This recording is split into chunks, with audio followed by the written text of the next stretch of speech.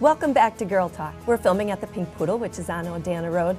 Later we will talk with Beth, the owner, about what's trending in spring dresses, proms, bridal stuff, that kind of stuff. And actually not too far down the street from Pink Poodle is Odana Antiques. Did you know that?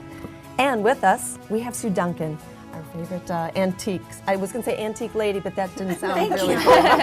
I'm not that old yet. No. And we love talking with you. Thank you. So we are going to talk dating today. Okay. And not that kind of dating, Okay. though. Prepared for that kind of dating. Not yet. No, Odana Antiques is not starting a new dating service. We're talking dating of antiques and collectibles. Right. Before we get to that, though, let's talk about what's new. It is Yeah. lighter, it is airier, and the colors have changed inside the store. There's a lot of spring colors, there's a lot of spring flowers, and we're saying goodbye to winter. The blankets are getting packed up, the snowshoes are gone. Goodbye or good riddance? Good riddance and goodbye. The skis are going, and you're starting to see croquet sets and roller skates and watering cans and galvanized anything.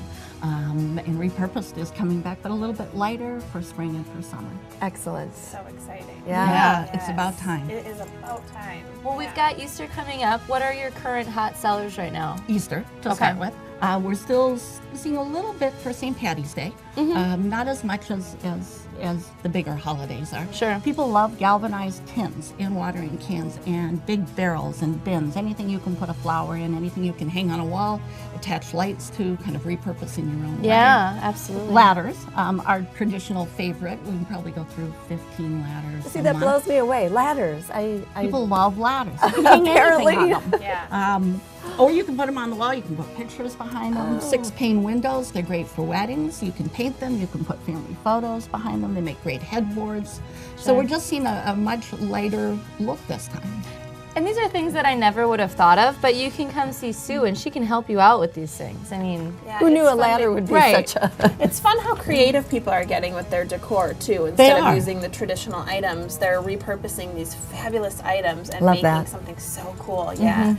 And I'm curious for Easter, what are some of the biggest sellers or the hottest items that you're selling for Easter? They're more traditional. Okay. But what we're seeing are the good German paper mache eggs that started in the 1800s. I used to and make everything those from with my that big mother. to that big. We're seeing the paper mache candy containers, the bunnies, the chicks, the 1940s and 1950s hard plastic candy containers that are about so big to about yay big.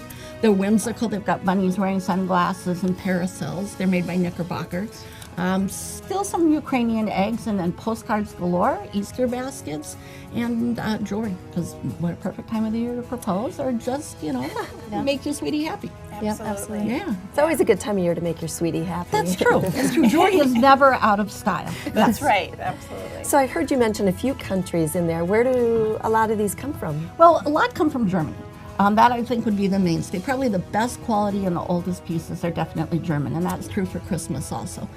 Japan, a second runner. Japan is incredibly good mimic. So you'll pick up a vase and think it was English or think it was German, and it's stamped made in Japan on the bottom. So we see a lot coming in from Japan, particularly after the war. And then the United States, of course, we've got our own creativity and our own special style, and you'll see a lot of neat 40s, 50s, and 60s pieces. So we spoke earlier about like a stamp that says U.S. Zone of Germany. What does that mean? Well, Can there's you tell two us about stamps that? that are like that. The Okay. first, after World War II, the Germany was divided into 4 territories, and they were Great Britain ruled one, we occupied one, Russia did one, and France did one. And the tariff required at the time that anything made in that territory be stamped U.S. Zone. So if you see things coming out of Germany from around 1945 to 1949, they're stamped U.S. Zone. In Japan, they're stamped made in occupied Japan, and that would be 1945 to 1952. So you'll see a lot of these collectibles with that on the bottom.